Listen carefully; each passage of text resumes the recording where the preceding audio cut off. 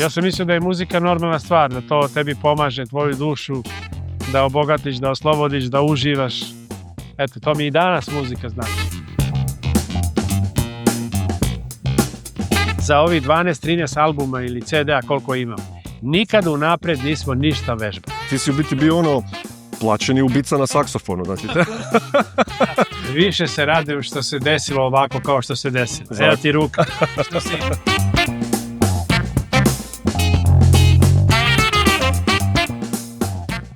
Dragi gledatelji, nalazimo se u Beogradu u kafani New York, u društvu velikana jugoslovenskog jazz funka Jovanom Maljokovićem. A sve povodom toga što sam pred 3 godine na inicijativu Željka Kerlete, kojem se puno zahvaljujem ovim putem, došao do neobjavljenih materijala Jovanovog albuma snimljenog prije 50 godina sad u studiju 6 Radio Beograda, albuma kojeg smo objavili, The Uplifting Abyss, Ponor naviše, i albuma koji je bio zaboravljen u arhivi Radio Beograda. I cijela priča oko objave albuma išla je putem maila, putem telefona, bez stiska ruke, bez zagrljaja sa čovjekom, i eto, prošle su 3 godine i imao sam dobru priliku da se nađem sa Jovanom i dobar povod da porazgovaramo o njegovoj bogatoj karijeri koja traje preko 60 godina, saznamo detalje oko snimanja albuma, kakva je bila jazz scena u Jugoslaviji 60-ih i 70-ih, o njegovim turnejama po Sovjetskom savezu, turnejama sa Lalom Kovačevim i još mnogo toga, i što Jovan sve radi danas. Pa uživajte u idućih sat vremena sa Jovanom Maljokovićem. Jovane, dobar dan, dobro te našao u Beogradu, tu smo u kafani New York, prije svega živio. Da se napokon sretnemo i upoznamo. Napravili smo veliki posao, ti i ja, objavili smo tvoju ploču poslije više od 50 godina, nakon što je snimljen materijal. Zanima me kako si ti danas, šta radiš? Ok, ali prvo da ti kažem, dobro došao u Beograd, mnogo sam srećan što te vidim, jer u životu cenim ljude koji umeju neke stvari da vide unapred. Ti si pronašao nešto što sam ja bukvalno zaboravio, što sam snimio pre 50 godina, ali takav je život. Ja sam jazz ludičar koji živi isključivo zbog muzike, to je ono što je moj život, i taj snimak, to su moji prvi snimci posle povratka sa zapada. O tome se radi. Samo ukratko hoću da kažem kako je došlo do tog snimanja, koje je posle jednostavno prenešeno u podrum Radio Beograda i prekrila ga prašina. A da odgovorim na tvoje pitanje, odličan sam, hvala ti što si u Beogradu, što smo zajedno. Dobro se osjećam, imam lepe godine, ali imam dobru kondiciju, i ono što je najvažnije, posle ovolikih godina kad se pogleda malo unazad, čovjek shvati da je važno, lepo je sve to, lutati po svetu, sve videti, prošetati, ali i imati svoju porodicu, pogotovo ja imam veliku sreću što imam unuku malo od 5 godina, Sofiju. Ona mi daje tu energiju, tu živost, taj osmeh na licu, i to mi pomaže da i danas sasvim normalno, opušteno, cool, što se kaže, radim i pravim i dalje novu muziku. Ajme, super, vratit ćemo se malo, prije si mi ispričao o tvom novom projektu, to ćemo obavezno spomenuti, ali da se vratimo na ono zbog čega smo ovdje, a to je u biti da se upoznamo i stisnemo si ruke zato što smo izdali tvoju ploču koja se zove Ponor naviše, to jest The Uplifting Abyss, znači materijal koji je snimljen 76. i sad tebe jednog dana neko zove iz Finske i pita te za to, i da li bi ti to objavio, ili da ti to imaš, i kakav je to feeling bio tebi, šta se dogodilo? Pa mogu da ti kažem da si me totalno zbunio. Nisam mogao da verujem da je neko pronašao, evo odmah da pomenemo Žarka Kerletu. Željko Kerlet, našeg veoma dobrog drugara koji isto radi sa muzikom, izdavaštvo, i veoma mi je drago što je kod njega se slučajno zatekao taj CD. To je kod njega isto godinama bilo, i zahvaljujući tome, vidiš, ti si čuo i osjetio si da se tu nešto kuva, da tu nešto ima. Tu ima puno divljeg, tako bi rekao. Puno divljeg, zato što ja kad radim, u ostalom taj album je tako snimljen, što sam se ja vratio sa zapada, došao u Beograd, Ali moram da kažem, šta je važno? Ja sam svirao 6 godina u američkim klubovima u Nemačkoj. I tu sam se bukvalno napunio američke muzike i posle 6 godina svirajući američkoj publici, pogotovo crnu muziku, ja sam baš voleo onaj crnjački soul, soul i jazz. Ti si funk faca, u svojoj tvojoj muzici se čuje funk i to ono baš da grmi. To smo sviraju u klubovima. Ja sam osetio sam da sam tu siguran i normalno, drugo je kad ti slušaš američku muziku ili funk, pa voliš to, a drugo je kad si ti u srcu, gde su ti ljudi. Svako ti ljudi koji su to bili, oni su imali kod kuće po 2-3 metra LP ploč. Da. Znači, publika je bila opasno naslušana muzika. Čekaj, koliko si godina ima tad? Pa, tu sam bio negdje 25-6, verovatno. I da ti kažem, i isto band koji je tu svirao, to su bili najbolji beogradski muzičari, tako da je to veoma bitno. Uvek sam imao sreće da budem pored najboljih muzičara. A zašto je to važno? A da mogu da učim. I još ta atmosfera i ti ljudi koji su to slušali. I onda kažem, kad se vratio u Beograd, tu sam zatekao jednu mladu ekipu koja je isto tako volila da svira funk i jazz. I ja sam njih okupio i rekao, ljudi, ja u glavi imam neku novu muziku koja verovatno ovdje će biti zanimljiva, pošto ovdje svirali su i bila je jazz ekipa dobra, ali nisu svirali američki funk.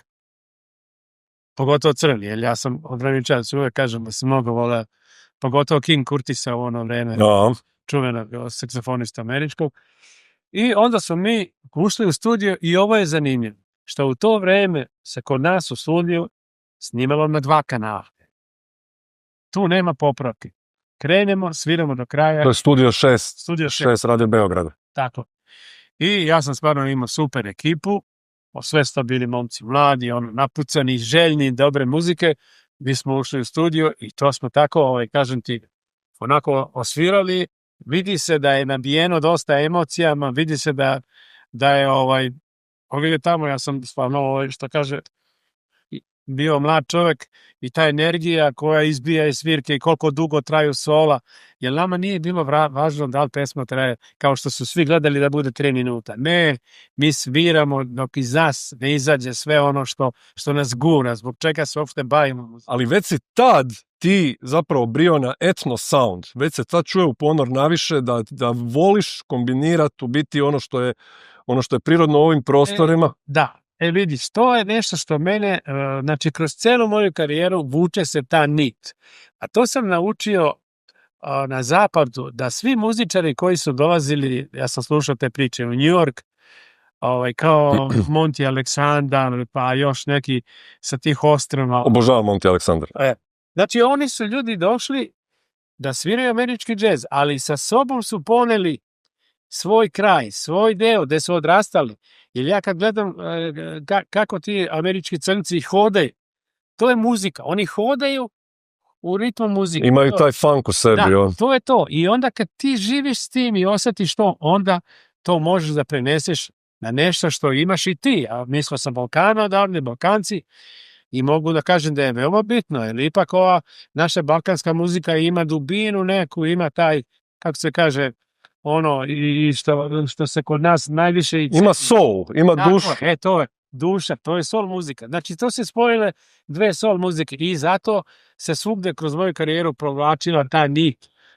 Meni je to tako super da si ti to ubro i da te to krenulo od početka voditi, zapravo što sam ja ko neko koji uvijek od početka sluša hip-hop, pa onda se navuko poslije na funk i soul i jazz i tako dalje. Ja sam tek kasnije u svojoj slušačkoj karijeri učenja o glazbi otkrio u biti južnjačku cigansku glazbu.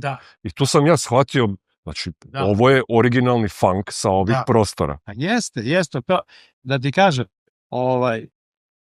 svirajući, eto, koliko godina, svaka ta ploča, koliko je izašlo tih CD-a, 10-12, uvek sam se trudio da se provuče, da se zna odakle si. A drugo, ja i danas govorim, mi stvarno sad na celom prostoru bivše Jugoslavije imamo tako dobru mladu džez ekipu, svi su sad napucani, školovani, ozbiljno sviraju, ali ja svima kažem, ljudi, vi ste naučili ono što je najvažnije, vladate instrumentom, imate veliko znanje, ali zapamtite, morate se izdvojiti jedan korak u desno od ostalih. Nemojte samo da imitirate američku muziku. U to veliko vaše znanje ubacite deo sebe. Deo odakle ste, gde ste rođeni. To će biti originalno. To će biti to. Evo, ja danas to govorim ljudi. Sad, šta je to meni samom govorilo da je u onoj pesmu, ona Hej krčmarice, to je bila neka pesma, ali to tako prolazi. I ja uvijek sam govorio, ne smije ništa da bude veštački. Ne smiješ sebi da daš zadatak, to mora da bude balkanski. Ne, sviraj to što znaš. Ako si džezer, sviraj džez, ali nek to uđe prirodno. I onda može da bude uspešno. Tako da, taj album stvarno, posle koliko godina kad sam ga čuo, mnogo si me obradovao, moram ovako ličati. Koliko ga nisi bio čuo prije toga? Pa nisam ga godinama čuo i stvarno sam se zbunio i šta sviram ovoliko dugo. Kad ti je došla masterirana verzija, kad si čuo to sve, kakav ti je bio feeling, kad se sjetiš, da li si se sjetio trenutaka snimanja toga, šta je bilo? Ja sam se sjetio u stvari Studija 6 i našeg snimatelja Bore koji je to radio. Jer on, znaš kako, on čovjek se toliko trudio oko nas, a i mi smo stegli zube da osviramo pesmu, pogrešiš, normalno da moraš da pogrešiš, traje pesma preko 7-8 minuta. Ali to je bilo, kažem ti, ta mladalačka energija. Koliko je to bilo snimljeno? U kojem periodu? Znaš kako, mi smo obično za jedan termin, mi dobijemo 4 sata termin. I ja sjećam se da za 4 sata snimimo 3 kompozicije. Znači to smo mi za nekoliko dana. Jeste vježbali prije, pripremali se danima? Ne, to je moj stil od početka do kraja. Nikad za ovih 12-13 albuma ili CD-a koliko imam, nikad unapred nismo ništa vežali. Daj, nema me zazati. Evo, istinu ti pričam sad. Ovog momenta slušaš živu. Čekaj, ali ovi neki... čekaj. Čekaj, sad ti objasniti kako. Evo tu je snimatelj Miki, naš koji ima studio kod koga sam sve živo snimio. On se ovako krsti i kaže ne mogu da varim. Ti dođeš, dovedeš ceo orkestar i odmah kažem klaviristi, skloni se, pusti mene da se osviram pesmu, ali istina je, svi mi sviramo dugo zajedno. Mi imamo u glavi taj naš zvuk, naše sve. I ja dođem i ljudima lepo osviram pesmu i ispričam im šta želi i kako treba da zvuči. I onda mi prođemo 2-3 puta tu u studiju, to osviramo i posle toga kaže Miki, pritisni snima. I mi smo uspeli tako da uvek sviramo, tu se sećam, tu sam svaki termin po 2 pesme snimao kod Mikija, da smo snimili 10 albuma kod njega. Ali ti to kažem, nekako smo se uvežbali i da možemo da se osjetimo i da ljudi razumeju, ja napišem harmonije, one osnovne koje su, i uvek imam se seću da imam stvarno fantastične muzičare pored sebe i eto, to je taj rezultat, sve ove ploče koje slušaš, to nijedna nije vežbana da bi došli u studiju. Top spika, ali znaš šta, kad kažeš osjeti se isto tako, iako se osjeti da je točno i da je dobro, svaka u biti kompozicija ima taj neki swing koji se osjeti da ste vi lovili tamo u studiju dok ste se tražili, da je ta živa energija. I drugo, da ti kažem, pesma koju si prvi put čuo i osvirao 2-3 puta samo da prođe cijela ekipa da lepo, znaš, uvek je nabijeno ono kao i tako nam je. I osjeti se totalna energija na ovom LP-u. Da, jer pazi, meni puno puta, ja sam govorio ljudima, iz iskustva znam, uopšte nije važno, te male greške, neka bude, ja volim živu svijetu. Uopšte ne interesuju male greške, to je prirodno, to je ljudski. Reci mi, kad si slušao sad sebe nakon toliko dugo godina na toj ploči, da li si čuo neke greške, da li si primijetio nešto, rekao joj, trebao sam ovo ovako, ili... ne mogu sad to, jedino sam se zbunio, dakle je bila energija, zašto sam svirao tako duga sola, ali valjda je to mladost, valjda je to kad hoćeš sebe da imao si šta da doneš. I drugo, moram da kažem i da pomenem. Pogledajte koja je to ekipa. Goce Dimitrovski, Krubač. Ekipa je ozbiljna. Drugo, Kire Mitrev na trombonu. Onda tu je bio Miša Krstić, tu je bio Miša Blan. Gino je stub, što kaže Ben. Razvalio bubnjeve. To je muzika koja se svira na žišku, na moment, na ono bombu. Isto tako sviramo koncert. Puno, mogu ti kažem da publika zbog toga nas nekako stvarno voli, jer osjeti da smo mi unutra, da mi zbog toga tu stojimo.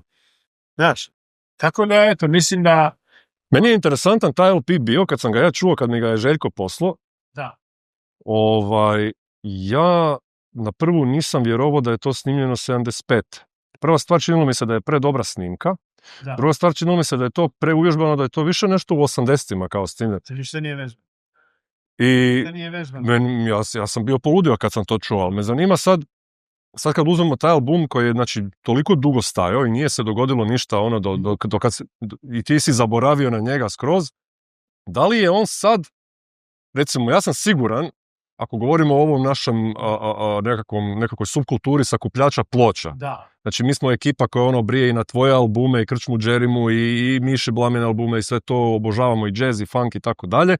Da je taj Jovan Maljoković izašao tad, recimo, 76. Ja sam siguran da bi se mi polomili da ga svako ima i po 2 kopije zbog brejkova, bubnjeva, da možemo džaglati i puštati na partijima. Da. Ali, s druge strane, mi se čini da je dobio neko možda drugačije značenje, baš zato što je sad nekako izašao. Da li je kao to ono vino koje je odstajalo i sad je dobilo neku veću dimenziju? Ako me to pitaš iskreno, više se radim što se desilo ovako kao što se desilo. Zakon. Ruka.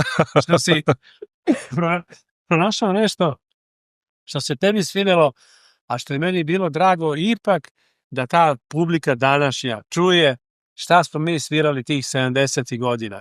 Ipak smo što kaže, ozbiljno prišli, ozbiljno smo to radili, trudili se, pogotovo kad imaš oko sebe talentovane muzičare. Tako da, eto, to izdanje što si uradio mi je mnogo onako napravilo lepog u životu. Podsjetio si me na to vreme, kad sam stvarno, ali ja sam bio vredan i posle toga stalno sam A koliko si toga objavio, mislim, nije... Da, vratit ćemo se na taj dio, zato što moram vam spomenuti da ti si u biti bio plaćeni ubica na saksofonu, znači te su zvali da dođeš i ubiješ solo, koliko sam ja shvatio, sa puno ljudi si radio na jako puno albuma, da. Vidiš, to tek se može posmatrati iz daljine. Ja tad nisam ni bio svestan toga. Jer ja kad sam se vratio i ljudi su čuli to kako mi sviramo, moram da kažem da je u to vreme bio Jazz 202 na Radio Beogradu i oni su to puštali, znači nekoliko puta i to onda ode u podel. Ali ljudi su čuli otprilike šta ja sviram, jer ja kao došao sa zapada, puna glava, sve. I onda odjednom su krenuli svi redom, pazi, znači, od Bajage, onda Piloti, pa Vampiri, sve, znači nema grupe koja svi su me zvali da dođem i na pucanje, da sviram solo, znaš. I ja stvarno sam tad mogu kažem, eto, ne pravi se važan. Sa Borisom Aranđelovićem isto, Cveće. Ma sve živo. Na nekim kultnim albumima zapravo danas. Pa Čola, onda taj njegov album jedan koji je dosta dobar tamo, dosta ima saksofona. Ali si komponirao na albumu Mikija Jevremovića, je stvar isto za Beti Đorđević, na onom njenom funky albumu zapravo jednom. Pa evo, Beti me baš pre 2 dana pozvala i neko je stavio na YouTube neke 2 kompozicije koje smo isto tad snimili, koje stvarno zvuči sveže, dobro. Tako da u to vreme sam stvarno bio saksofonista koji je bio tražen, znaš. Ali sviđa mi se, na primjer, kad sam za Čolu snimao, tu je bio i Lazar Isovski kod njega u studiju i bio je Bregović. I sad ja dođem i uvek volim da kažem ljudima, ajde recite šta želite, vi ste me pozvali da sviram za vas. Tu mi se svidao Bregović, on je rekao, majstore, mi smo tebe zvali, sviraj kako ti misliš. Jer to je onda imaš volju i slobodan si da, znaš, neko kaže, pa ja bi teo ovako, pa kao onaj što je svirao, nemoj da mene ne zoveš. Jel tako? Da ja sviram kao neko. Ako si zvao mene, onda pusti da ja ovo sviram. Tako da, kažem ti, lepa je to bila saradnja, kad pogledam koliko je tu bilo bendova, koliko ljudi, a drugo, drago mi je, što sam u to vreme upoznao Popa Asanovića, pa sam svirao na zagrebačkom Boom festivalu. Da. To je taj veliki rock Boom festival. Tako da sam tu puno upoznao ljudi iz Zagreba i družio se sa njima, a onda već da ne pričamo o festivalima, Križanke, Ljubljani i sve ove redove. To mogu da nabrojim, gde sve nisam svirao. Ima jedna interesantna podudarnost u biti sa Ponorom naviše. Čekaj, zašto naziv Ponor naviše, da to objasnimo? Možda neko ko ne zna. Da objasnimo Ponor naviše. Ja, kad sam došao u Beograd 61. godine, ja sam završio u Valjevu nižu muzičku školu, svirao sam klarinet i ovde upisao srednju muzičku školu i filološki fakultet u Beogradu. Jugoslovenska svetska književnost. I normalno, da sam čitao dosta i čitao sam Alan Edgar Poe. Da. I tako sam čitao neke mračne njegove priče i tu neki ponori i nešto i meni ponor naviše ludilo. I zato ta pesma i tako ima to rušenje. To je ludi drive aranžman i survavanje, neko lom totalni, vidiš i taj trombon kad krene isto. Odjednom ti pravi kao film, možeš da gledaš. Šta muzika naša donosi. Ima jedna interesantna podudarnost što sam htio reći sa tim LP-om, da je u biti godinu dana prije je ta ista ekipa ste snimali sećanja. U biti trake za album od Miše Blama. Jeste, to je znači jedno iskustvo kad sam živeo u Frankfurtu na Majni. Ja sam svirao u klubovima, znači do 11 sati i onda ja sam bio mlad, neće spavam u 11 uveče. Obučem se i idem u jazz klub u Frankfurtu. I tada su svirali najbolji nemački jazz muzičari i ja sam čuo jednog mladog njihovog gitaristu koji je svirao, to je, on je, zaboravio sam mu ime, ali pisalo je Deutsche Gitarrist number one, kao najbolji. I onda sam čuo tu pesmu i to mi se svidalo i kad sam došao u Beograd... Volker Kriegel. Jeste, Volker Kriegel, normalno. Deutsche Gitarrist number one, to je. I to je pesma od njegovog kolega kontrabaske, posle smo pronašli i on je... To je bilo, ti nisi htio objaviti tu pjesmu, znači ja sam bio totalno šokiran jer... Da. Mislim, kako se zove, Lamento, ili kako se zove, znači meni je ta pjesma bila top, ja nisam imao pojma da je to obrada, ali u biti je totalno kao duplo spori, double tempo down, obrada sporija, nešto si totalno drugačije napravio. Da, to mi se svidao i atmosfera i taj način sviranja. I onda sam ti nisi ni znao koja je to pjesma, ja sam morao proslušati cijelu diskografiju Volkera Kriegela, da nađemo to, da je to Lame Donkey, i onda da u biti nađemo Eberharda Webera, koji je bio kompozitor, i mi nađemo čovjeka i on nam da mailom odobrenje da objavimo to. To je bilo isto jedan... To je bilo srećno vreme. Zamisli kao mlad ide svako večer u jazz klub, da uživanje, piješ pivo, sviraju. Sjećam se jednom svirka opasna, odjednom neko ide posle stepenice, znaš dole, i svira klarinet. Toni skok. On već od vrata je klarinet namesti, ide i uklapa se, ide pravo na binu i svira. Da. Zamisli koje su to, kako to je delovalo na mene kao mlada muzičara, kad ti vidiš da svetska zvezda Toni Skok ulazi, svira, ruši se sve. Tako da su ti utisci na mene valjda mnogo delovali, tako da sam nastavio kad se vratio u Beograd isto tako da radim i da sviram i hvala Bogu što sam imao sreću da budem pored najboljih muzičara i kad sam već napravio svoj band. Pa ovdje je bilo neka malo takmičenje,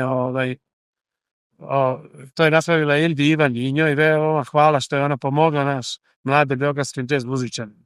Dala nam je šansu da svi kao osviramo po nešto, pa kao ko bude najbolji dobit će emisiju od pola sata.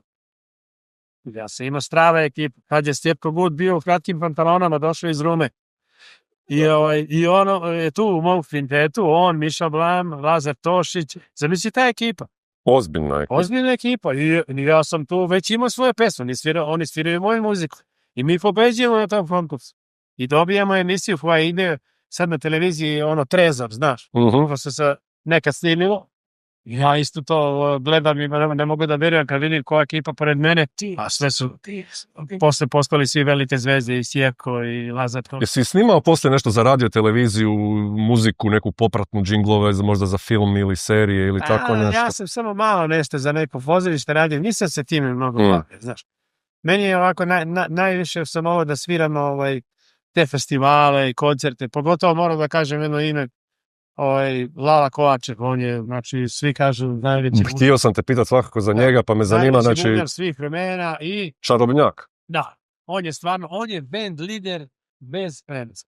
Da, piši kakav je to proces bio. Kad je Lala Kovačev na sceni, ti osjećaš takvu sigurnost. To je takvo bio čovjek koji vodi bend. Ali mislim, on nije bio neko ko je po špranci radio cijelo vrijeme, on je bio improvizator, on je... Da, ali on je svirao sa najboljim jazz muzičarima u Nemačkoj. On je većinu karijere proveo u Nemačkoj. Ali njemu odjednom se upala lampica, svirajući tolike koncerte i gledajući sve te ljude koji sviraju, njemu se upala lampica da napravi band Balkan Impressions.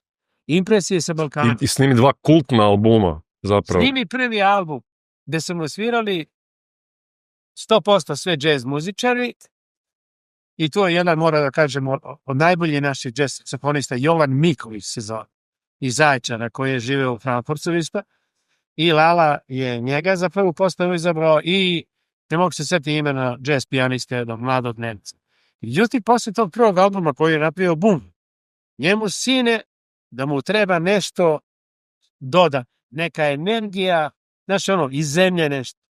I on zove Vlatka Stefanovskog, zove Batakandu, a onda Nenad Jelić, što je svirao Seksige zove, Udarajte. Onda zove mene da sviram saksofon. I odjednom dobija taj sound koji je njemu zujeo u glavu. Mi smo, mogu da kažem, rušili gde god smo došli na svaku festival na zapadu. Amerikanci, verujem, velike zverke, svi su se čudili šta grmi, a je Lala je bio tas koji nam je davao tu snagu da mi bukvalno rušimo. Verujem, ko 6-7 bisera smo svi. Ne možemo da siđemo sa scene. Nevjerojatno. I Lali Kovačev, hvala, mnogo sam naučio. To su 80-te bile, ja mislim, koliko se sjećam. Mnogo sam naučio pored njega šta znači biti vođa benda. Kako je on to vodio? Piši, ne razumijem. Kako da objasniš čovjeka koji... Da li vas je baš usmjeravao ili je samo svojom pojavom? Svojom pojavom i svojom energijom mi smo jednostavno on je nas sve ovako držao. Kao u nekoj kugli, i to je isto bio Vojin Draškovci, kontrabasista, koji je bio mozak, koji je umeo da pronađe dobre pesme izvučene iz naftalina, što se kaže, i mi, taj program koji smo svirali, to je stvarno bilo očaravajuće. Gdje god smo došli, ljudi nisu verovali šta. Da li pamtiš baš jedan događaj koji je bio onako da ti je ostalo urezano? Evo, mogu da kažem, kad smo to, što kaže, srušili sve po zapadu, došli smo, konačno moraš se pokažeš kod kuće. I bio je koncert ovdje u Domu omladine i mogu da kažem, osjetio sam na njegovom licu da jednostavno možda je rekao, Bože, hvala što sam ovo doživio, što sam napravio, to ostaje za istoriju, to je pečat. Znači, Balkan Impressions, i dobio je njegov album isto ploča godine. To se sećam. Tako da sam ponosan što sam sa Lalom Kovačev učestvovao na snimanju Balkan Impressionsa i što smo dobili nagrade. Još jedan album koji je ostavio na mene utisak, isto je bio ploča godine. Ali to ploča godine u Jugoslaviji, ne u Srbiji. To je bio Miloš Petrović i Jazzy. Jazzy? To je bila ciljena ploča. Da, grupa Jazzy, Miloš Petrović. Mi smo svirali West Coast Jazz Festival u Nimbergu. To je bilo isto fantastično. Miloš Petrović je bio muzičar klasično obrazovan, profesor na fakultetu, ali je imao ideje koje tek danas, kad sam slušao neke snimke, meni je sjenulo da je on bio čovjek budućnosti. On je mogao da sedne za klavir i da stvara na licu mjestu muziku. Tako je svirao, kao što danas sviraju najveći američki jazz pijanist. On je tako svirao. Žao mi, mlad je otišao, ali ostaje da sam sa njim se družio, svirao i da smo ostavili neki pečat u ovom našem muzičkom svetu ovdje u krugu bivše Jugoslavije. Interesantno je da si ti biti cijelu svoju muzičku karijeru okružen jazz i jazz funk elitom sa ovih prostora. Da. I koliko je to utjecalo na tebe i koliko si ti utjecao na njihov zvuk zapravo. To je interesantna priča.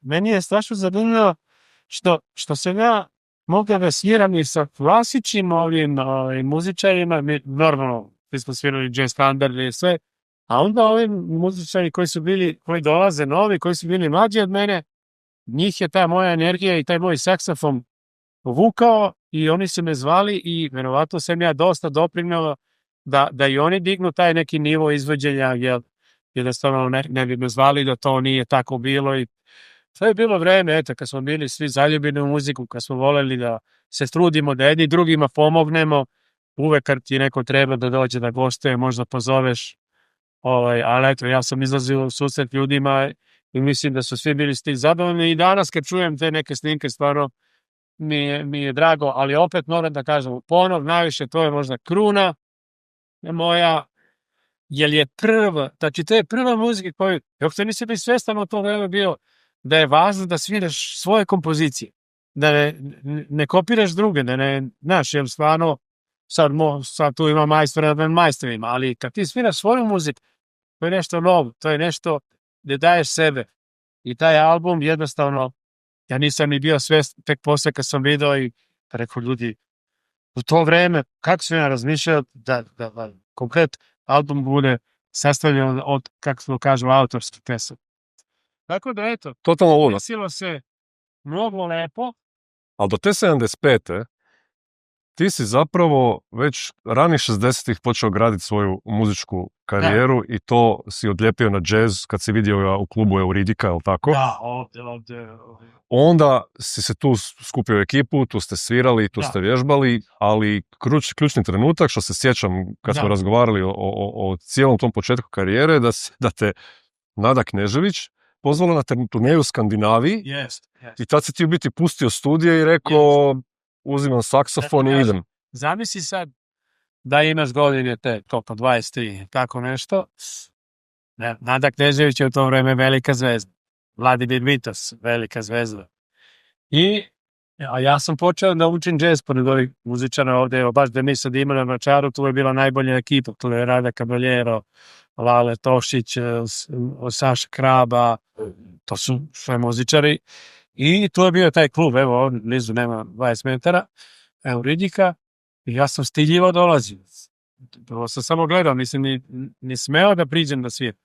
Ali ovako, jednog dana se ohrabiš, pa pomalo, one kaže, ovaj mali dobro svira. I onda sam imao sreću da tako uđem u taj krug i kad je došao poziv od Nade Knežević, to mi je bilo, ja zamislim, jednom ideš da sviraš takvom ekipom. I eto, Nada stvarno, mogu da kažem, Gdje ste bili po Skandinaviji, to što ne sjećaš šta je? Sjećam se, prvo smo svirali u Oslo, Grad Hotel Oslo. To stvarno je bilo fantastično. I to je kao Nada bila pozvana, to je bila kao nje... Nada, ona je bila zvezda. A onda smo otišli u Dansku, svirali smo, mislim da se zove mesto Sondem. To isto bilo divno. I poslije toga Nada kaže, pa neco, mogli bi, kaže, da odemo sad u zapadnu Nemačku, kaže, tamo se sasvim drugčije svira, mnogo ćemo se više radovati. I mi stvarno dođemo, sjećam se, prvo mjesto je bio Bamberg, to bi bio zapad. I mi dođemo, američki klub, unutra, jukebox, Wilson Pickett, Aretha Franklin, Semen Day. Čujem nešto što nikad nisam čuo. Što je sad ovo? Koji je ovo sound? Koji je ovo ritam? Koji su ovo harmonije? Sve, ali vidiš da je bomba, vidiš da je ljulja. Ako ovo je raj, ako ovo treba da sviram. Klub Energy kaže, momci, da jukebox, preslušajte malo i kaže, imate Hammond orgulju? Kažemo, a otkud na Hammond orgulju? Pa kako ćete da svirate kao James Browna i Aretha, nemate Hammond. I u ono vreme, daš kako u Nemačku je bilo, odeš u prodavnicu sve na kredit, mi odmah kupili Hammond, Dragiša Bubnjar, odmah novi greč, bubanj, sve se to oprema napravila. I mogu da kažem da smo tad ozbiljno vežbali svaki dan, da napucamo program. To nema šale, znaš, to nema šale. Pa su kasne 60-te. Tako, da. I mi smo stvarno postali jedan od najboljih bendova, nas su prozvali soul band, a da te Ameri pozovu i to treba da zaslužiš debelo. Ali mi smo, kažem ti, tad smo dosta radili, dosta vežbali, bili smo stvarno band, ovako dosta uvežban i... Niste snimali ništa slučajno? Ne, nije tad. Jeste, imam i snimke. Pa naravno me zeze. Jeste, imam i piše piše 60 i neka, čoveče, to mi je poslao Miša Šizin Mihaj. To ću ti dati posle. Pa dobro, Jovane, ne možemo to ovako samo otkrivati. Evo. Šta sam pitao? Zavis? Znači, to je dokumentarno blago, moramo tamo praviti nešto s tim. Da. To je Miša Todorović, nešto lista, on je, eto, vidiš sad, znači, kad neko ima mozga, pa smije. By the way, znači, tebe je Nada Knežević zvala, ali Yes. Nada Knežević je od jazz pjevačica, recimo, na našim prostorima, neko ko je imao isto osjećaj za funk i soul. Yes. Ona je opasno muzikalna. Za ritam, općenito. Da. Muzikalna mnogo i bila je, i tako ti kažem, i poslije toga, posle Nade došao je Miki Ivančić i Jasna Benedek iz Zagreba. Oni su sini ljudi bili i onda mi smo sa njima isto počeli da sviramo. Jasna je mnogo dobro pevala. I tu smo opet nastavili nekoliko godine sa njima. Tako da sam, kažem ti, ne znam, 6-7 godina tu provao po tim klubovima. Onda se to u karijeri tako dešava. Pozvao me jedan band, oni su bili, kako se to kaže, onda špic kapela. Montenegro Fe. To su bili Đorđe Kraljević i ovi ljudi iz Crne Gore. Oni su svirali sasvim drugu muziku, ali su svirali Hiltone, St. Moritz, Davos, samo za elitu, samo za bogataše. I Hotelski show band. Da, hotelski show band. I onda, a meni je već u to vrijeme došao tata u Frankfurt da me obiđe i pošto je on bio čovjek poslovan, on je odnao jedan restoran. To uzeo od neke pivare i nastavio tu da radi. I ja dobijem poziv, vaši St. Moritza me zove Đorđe Kraljević, kaže, da li bi se ti pridružio nama, pošto klarinista iz Novog Sada je otišao, ne znam gde, i sa njima treba kao klarinet i saksofon. Ja kažem, pa moram da razmislim. Znaš, ja sam imao band gde sam svirao i sad ja kažem mojim momcima, rekao, sad da radim, ovo je ponuda od $1.000.000. Pa kaže, pa normalno iskoristi, to je 5 minuta, jel pazi, non stop smo svirali, nikad nam u životu nije palo na pamet da pitamo koji je honorar. Zato što to nas nije interesovalo. Mene nije interesovalo kolika je mesečna plata. Mene je interesovalo to ludilo u klub i publika što se to svira. I to sam, znači, tako radio 6-7 godina. I onda kad me je Đorđe pozvao, sam čuo St. Moritza, je meni bilo onako zanimljivo. Već biznis. Da. I tu sam odradio te 2 godine, šetajući. Čekaj, sa Montenegro 5 si ti svirao, znači, isto. Da. Što to nigdje nije zapisano, koliko ja znam. Pa ne znam, ja to nisam nešto mnogo ni pričao, ali... Jer oni su se u jednom trenutku razdvojili na 2 benda, koliko oni su posle, ali ja sam bio dok je bila originalna. Ok. Poslije ta postava se menjala, ali tu je bio Bodinović koji je važan bio. Ma koliko ja znam, oni su se već negdje 66. 67. razdvojili. Da, tako je. Značan pogled. Ali kažem ti, svima mi je bilo ok, udobno, lepo, konformno. Ja sam kupio odmah crveni Alfa Romeo. Opala. Znaš, malo mandupiljanje. I tako, pa sve je to život. Da. Ali sam uvek razmišljao i držao onu glavnu liniju mozga. Sve je trajalo 2 godine. I rekao sam, hvala, doviđenja, vratio se i nastavio. Ovo moje da radim. Isto mi ništa nije, nikad mi nije bio važan honorar, niti pa. Samo sam se trudio to što snimim da bude. Mislim koliko može. I kažem ti, to s Montenegrom lepo bilo, onda sam se vratio i želeo sam sad da to što sam sve naučio, da imam baš band svoju muziku, da krenem da sviram festivale, to nije sad bilo prestiž. Čekaj, ali ne preskačemo možda tu dio. Nije bilo dio koji si ti sad već onda kad si se vratio,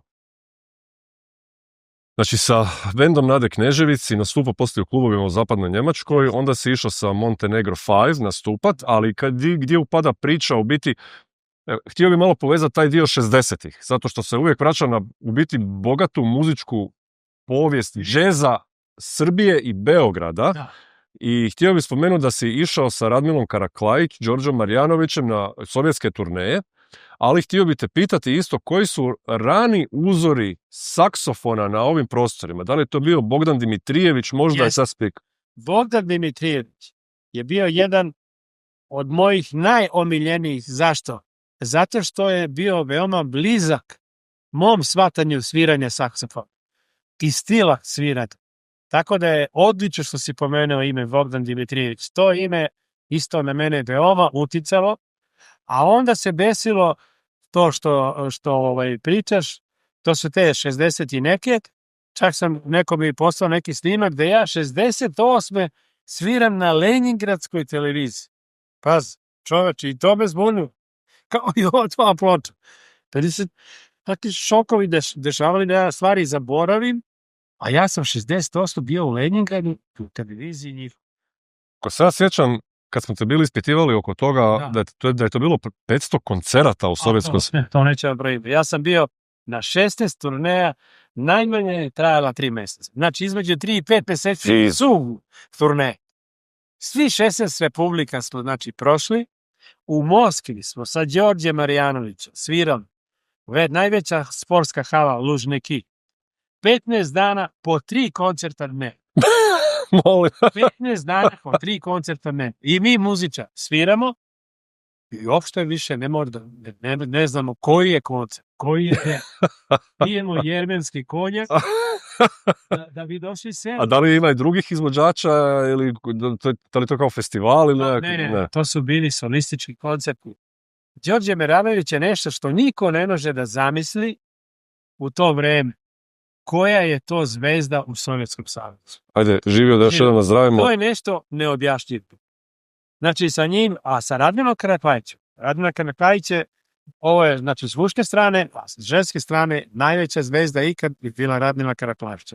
Sve smo republike prošli, sve koncertne dvorane, i to je stvarno, ali kad si mlad ne osjećaš umor, ne osjećaš ništa, lepo je bilo to i upoznati taj sovjetski narod i biti na Donu i da ti pevaju for donskih kozaka i da ti pevaju ruski cigani, da pijemo vodku, napijamo se i plačemo i jedni i drugi.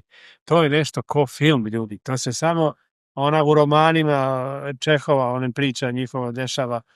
To se ja doživao stvarno. Od sovjetskih republika, kad se sjetiš, gdje su vas možda najbolje osjetili? Recimo, evo, ja sad skupljam muziku iz bivšeg Sovjetskog saveza i ja sam odlijepio na gruzijsku funk i jazz muziku. Čak sam tamo našao da jedna naša pjevačica snimala sa njihovim Via 75 ansamblom i tako dalje. Pa me zanima od tih sovjetskih republika. Mi, znači, smo imali priliku, baš zato što smo putali, pogotovo po tim republikama koje su azijske. Mi smo tamo tako muzičare, poslije koncerta odemo na večeru, a oni sviraju u restoranima. Ja mislim da ti bubnjari koji su svirali, da su tad mogli da odu u New York, da bi Elvin Jones i ekipa pala u nesvest. Šta oni sviraju? To je tako nešto nezamislivo. To je toliko čudo jedno kako su oni svirali te bubnjeve. Mi su jednostavno nismo mogli da verimo. Ali taj je Sovjetski savez bio zaključan. Nije mogao niko da mrdne. Jedini izlaz i pogled u sve, to smo bili mi iz Beograda i Zagreba i ostali naših gradova, jer mi smo njima bili prozor u sve. Mi dođemo pa pričamo šta se radi, a vidimo šta oni rade i čudimo se kakvi su to muzičari mnogo dobri. Tako da jednostavno mogu da kažem da je tih ljudi bilo onda malo žao, što su takvi veliki kapaciteti, veliki muzičari, jednostavno nema kult, tu je zatvorenje i mora. Sećam se, na primjer, sa Đorđem koncert, gde dolazi faca u mantilu, dignuta kragna, šešir i prolazi pored mene i kaže: ne brini, slušamo Voice of America. I ode. Samo to kaže i ode. Znači, bilo je ljudi, ali šta ćeš, tako je to vreme. Ali opet kažem, taj narod mi se mnogo svideo, imaju dušu i te, pogotovo ruski horali, kad se slušaju, to su pada u nesvest. A muzičari njihovi fantastični. Imao sam posle i jednu zanimljivu epizodu kad smo svirali sa Ivanom Remnovom. Ivan Remnov je, oni kažu, well star. On je iz Berlina, ali je on glumio Rusa, imao je 2 metra i onu bundu rusku, veliku i šapku u onom glavi. pevao je samo staro ruske pesme. S leve strane je bio orkestar Balalajki iz Pariza. A s desne strane smo bili mi, Montenegro, kad sam bio sam. Zamisli, 2 godine s njima isto. Da, 2 godine turneje, ali to su bile, znači, hale, kao sad što ovi naši rade koncert. Velike hale, dupke pune. A on stoji ovako kao kromada, peva Gajčen, Zvon, sve te stare pesme, one iz carske Rusije. Ja, ti si imao mnogo emigranata, mnogo ljudi i potomaka iz tog doba carske Rusije koji su dolazili, jer njih kad dirila ta muzika, oni mnogo plaču, mnogo su tužni i sad zamisli te balalajke koje sviraju i mi sa strane i on stoji. To je nešto nevjerojatno. Poslije toga odemo na večeru, a on uzde flašu vina, ciganina sokove s balalajkama i on sipa flašu vina na tebe. Ono se sve sliva. Zajedno si svi. To je ludilo. Zamisli to. Eto vidiš, to mi je isto ta slika ostala. To su važni momenti. Možda ti momenti ti posle pokrenu nešto. Znači, Sigurno. Muzika je čudo. Nevjerojatno. I mali san moj koji je bio, ja sam, na primjer, svirao u Radio Novom Sadu, ja nisam imao klavi. I onda kad svi odu, kad je pauza, u poslastičarnicu na kafu, ja iskoristim i brzo sednem za klavir. I to što mi zuri, odmah krenem da sviram, da vidim kako zvuči, i su dobro. I tako sam pravio pesmu. U pauzi dok svi idu na kafu, ja iskoristim klavir. Jedna interesantna stvar koja se vezuje sad na ova tvoja putovanja i po Rusiji, i po Evropi, turneje i početak, recimo sve što je vodilo ovim prvim snimkama sa Mišom Blamom i poslije za Ponor naviše, je u biti da imamo nekakvu ideju da je vladala nekakva cenzura u Jugoslaviji, što je, i možda autocenzura nekakva svakako. Isto ljudi su se bojali šta bi smjeli reći ili ne smjeli, ali džez je u jednom trenutku preplavio. Znaš šta, da budemo pošteni, niko nam nije branio da sviramo džez. Evo, to sam htio pitati. Bio taj klub, svi su bili mladi momci, svi su bili dobri muzičari. Bilo je udruženje džez muzičara, oni su odradili velik posao na promociji. Da, tako da mogu ti kažem da je u Beogradu vladala toliko dobra atmosfera, toliko dobri muzičara. Vasa Belošević kad je došao u Beogradu, napravio revoluciju. On je, mislim, iz Rijeke. Tako, ne znam odakle. Ne znam. Vasa Belošević, najveće ime džez muzike kod nas. Iskreno ne znam, ali dobro. Vasa kad svira, to je kao zakon. Gledaš u njega i ne trepćeš. Imao je nesreću da je alkoholičan bio. Ljudi su toliko bili zaljubljeni u njega da on se napije, ide ulicom pijan i onda svi oni se napiju da izgledaju kao Vasa i da idu tako za njim ulicom pijan. To se dešava u 3, u 4 ujutru. Ja sam to sve gledao. I Vasa je jedan od najvećih naših džez muzičara. Jednostavno imao je sudbinu veoma tešku, zato što ga je alkohol bukvalno zalepio na asfalt i tu je. A reci mi, kako su se događale ove turneje po Sovjetskom savezu ili po Evropi dalje, da su to trebali dobivati dozvole ili kako ste to radili? Ne, što se tiče, pa to su svi radili iz Zagreba. Tamo je bio Vinko Martić, glavni menadžer. Veliki broj ljudi s kojima sam pričao, koji su povezani sa funkom na neki način, su svirali u američkim bazama. Jest, zato što smo tu to naučili. Znači, mnogo zagrebačkih bendova je sviralo u to vreme, tako sam ja i upoznao Miki Ivančića i Jasnu Benedinu. Mnogo ljudi je sviralo i naši beogradski i zagrebački, a što se tiče turneja po Sovjetskom savezu, tamo je bio Vinko Martić kao glavni menadžer, on je stvarno svi u to vreme. Najveća zvezda bio Ivica Švefez, ne znam da li on je bio velika zvezda u Rusiji, a ja kad sam jednom bio, svirao sam sa Zagrebčanima, je bio Dražen Bojić, čuveni zagrebački korista.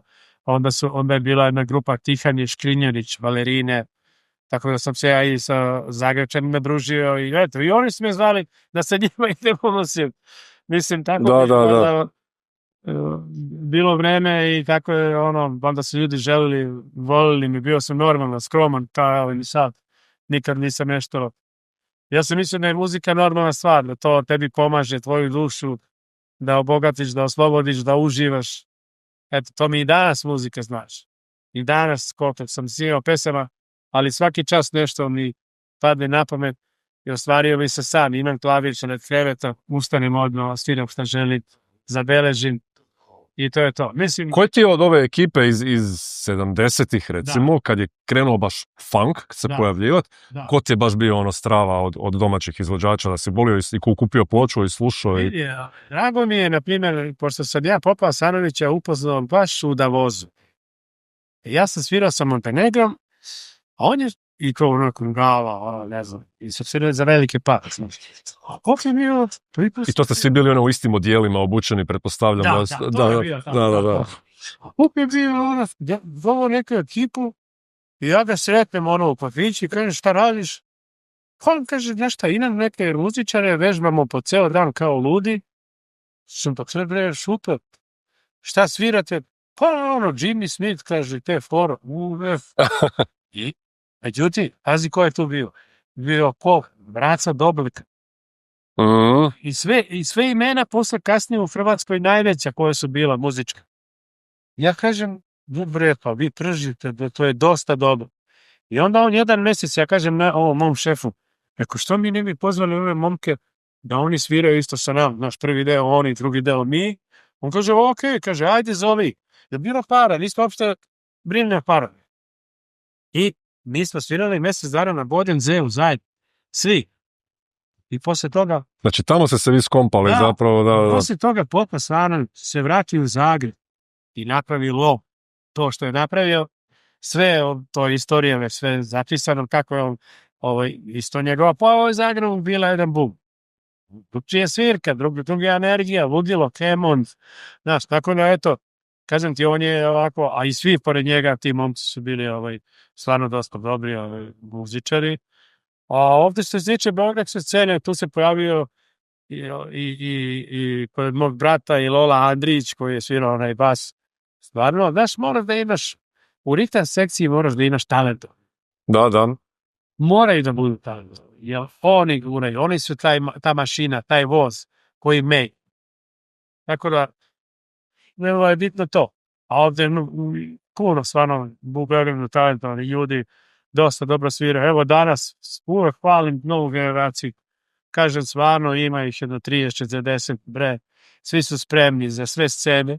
Samo treba malo da izguraju nešto svoje. Da se sete da moraju napraviti nešto malo originalno da bi mogli da, ono što ja kažem, jedan korak u desno, da si malo drugčiji. Jer puno puta smo ovdje, ja sam čuo priče, na primjer, neki band koji ovdje svira fantastično, svi su super. I sad razgovaraju sa nekim impresarijom iz Beča. A on kaže, momci, pa to kako vi svirate, tako i za svakog ćoška u Beču imam band. Zato što ima mnogo danas školovani, dosta dobrih. I treba, šta? Pa treba malo drugčiji. Malo da sa tim velikim znanjem napravim muziku koja će malo neki izhod. I to je ono što sad pričali što sam zadnje uradio.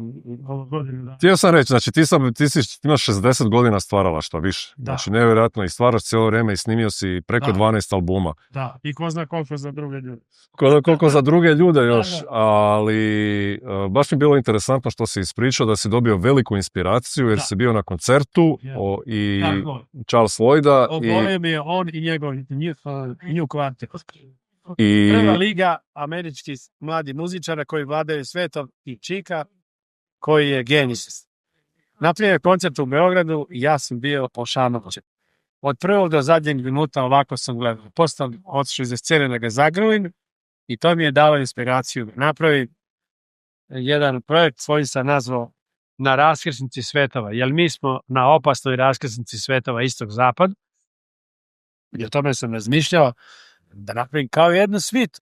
9 kompozicija koje idu prirodno jedna za drugom. Da teče, reka da teče. I to sam uradio, normalno da sam se plašio šta će da bude od toga. Ali skupio sam hrabrost, imao sam velikog prijatelja Ivana Ilića, koji je maestro, i ja sam njemu celu moju priču ispričao i rekao sam, Ivane, ja ovo želim, sa bendom koji smo napravili 35 ljudi, da lepo se raspišu aranžmani, a on je maestro za to. I to smo radili i otišli u Novi Sad i upoznali Roberta Lakatoša, mladu zvezdu violinsku, klasičara, i saradnja sa njim i sa Novosadskim jazz festivalom, i mi smo taj program izveli na Novosadskom jazz festivalu u Srpskom narodnom području. Tako da posle tog koncerta ja nisam znao šta će da bude. To je moglo da bude ili totalni fijasko ili da bude ono što sam ja ovako se tresao i želeo da bude. I na kraju ispalo veliki uspeh. Nema neko veliki uspeh. Čekaj, ali to je, ta suita je za biti veliki orkestar. To je 35 ljudi. 35 ljudi, da. Budači i postava moja sa 4 duvača, 2 trube, tenor, alt saksofon i komplet ritm sekcija i komplet budački. I na raskrsnici svjetova, zato što se titula nalazimo i svi mi na raskrsnici svjetova nekako. I to je taj program koji sam izveo u Beogradu i na moju veliku radost to je primećeno i dobio sam nagradu za koncert godine. Doćiš bolju potrebu. Top spek. I ja sad šta pričam? Ja pričam da je to lepo, ali ja ne žurim. Taj koncert može da se izvede u Sarajevu, može u Skoplju, može u Zagrebu, ali ne mora. Ne mora. Ja uživam, vidiš da ja živim, ovdje u Beogradu lepo mi je, ustanem u 11, idem u kafić, popijem piće, imam finu ženu s kojom sarađujem, ona je pravnica, radimo zajedno, pomaže mi sve što treba. Jednostavno osjetiš da si onako komotan, opušten i onda dozvoljavam sebi da se stvari dešavaju normalno i prirodno. Ne da nešto sad treba, da je nekog juri, ne. Ako kao što, ne bi se nikad ta ploča desila koju se ti čuo posle 50 godina, da nije dobro. Šta se tu mora svašta poklopiti? Da, znači ako je nešto dobro, ono je dobro. Ako neću da žurim, ovo je se pokazalo. Sad, ja bih normalno voleo da to se ako finim ensamblom predstavimo u ovim našim centrima, kako sam rekao, od Ljubljane do Skoplja, ali polako. To će se jedno po jedno desiti bez ikakve žurbe, ali ja sam mnogo srećan i zadovoljan što sam napravio to što sam želeo da bude kao neki pečat karijere, znaš. Sve to lepo, ja sam različite muzike svirao. I malo komercijalni džez, i klasičan džez, i fun. Pa sam napravio jednu ploču koja je za mene, onako za moju dušu, zove se Duša Tadom. I sam uzeo pevača odavde najbolje koji peva narodnu muziku. I to mi je bilo isto zadovoljstvo. Pa je i to ta ploča napravila kod nekih ljudi lep, kako se kaže, ugođaj. Lepo im je bilo kad su to čuli. Pa se iznenadili da ja i tu muziku volim. Ja kažem da, muzika je muzika, osjećanja su osjećanja. I to je. Tako da ovo na raskrsnici svetova nadam se da će na fini način biti primljen. Da god ga izveli. Možda ćemo ga izvesti možda u Berlinu, što da ne, na nekom festivalu ili negde. Jer ja da ti kažem, ne postoji u Evropi festival gde ja nisam svirao. Znači ja nemam taj kompleks da se sad plašim da ja sviram u Beču, u Berlinu, ne znam, Skandinaviji ili mogu da god hoću. Zato što je muzika, a mi odavde, jednostavno da ti kažem, i sve to što radim, imamo taj neki depth, znaš u duši. I onda jednostavno mi smo tu rođeni, ne možemo mi da pobegnemo od toga, znaš. Svaki je negde rođen. Pogledaj, Skandinavci, na primjer, su me oduševili. Oni prave sad fantastičnu muziku. Razvaljuju. Tako sam rekao, bravo momci, to je to. Opasno svirate, ali ste utkali Skandinaviju, ljudi. Vi svirate Skandinaviju, to je džez skandinavski. Okida. Vidiš, sad ti jasno šta pričam. Da. Tako se radi. Istina. Tako se radi. I kad sam vidio da je to, ja sam mi rekao, pa ja sam odavde.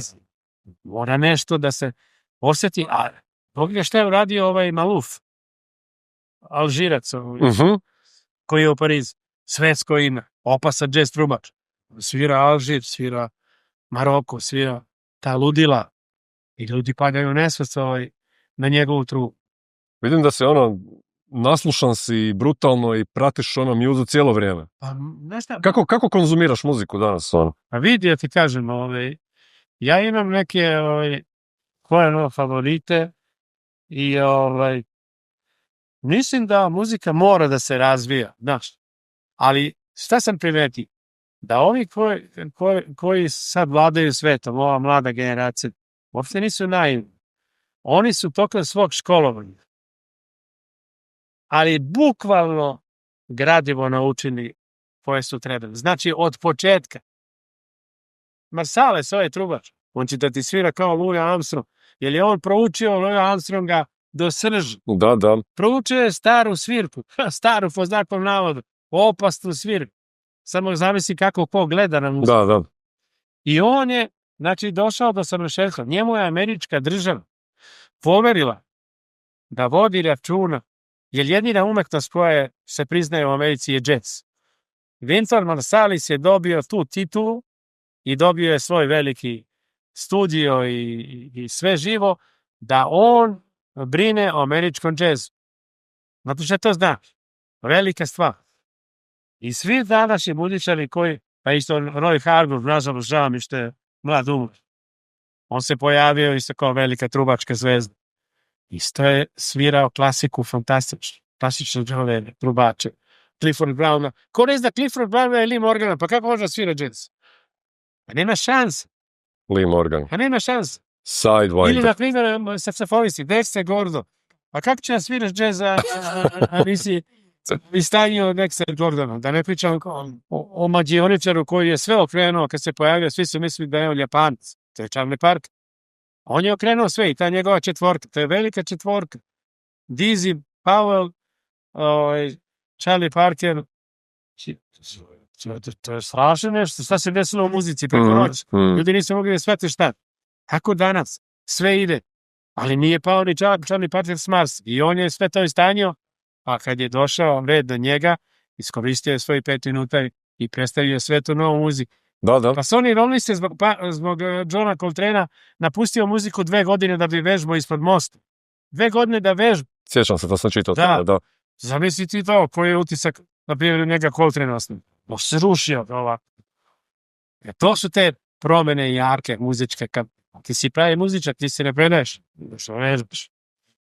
To je to. Velika borba danas. Jovane, pokrili smo u sat vremena. Živjeli. Fajte pa malo. Mislim, to pričali. Priča je lepa, ali tebi još jednom hvala. Jer si učinio si mi život onako lepim i mnogo mi je drago da se ta muzika vratila. A i sam si rekao da je taj album koji je izašao kod puno ljudi izazvao ta lepa osjećanja, da su se ljudi obradovali, da čuju nešto što je svirano pre 50 godina, a da je nekako kao da smo danas pogotovo je kod DJ-eva koji vole jazz, funk i te stvari koji će zavrtiti tvoju muzu u klubu. To mi je super, zato što ima breakova, ima gruva, ima lude kompozicije, ali ne samo to, nego i ljudi koji vole samplirat. Znači da uzmu komad bubnjeva pa naprave neki hip-hop od toga, isto tako da... Super. Eto, dobro došao u Beograd. Drago mi da smo se vidjeli. Živjeli. Hvala ti, Jovana. Živjeli.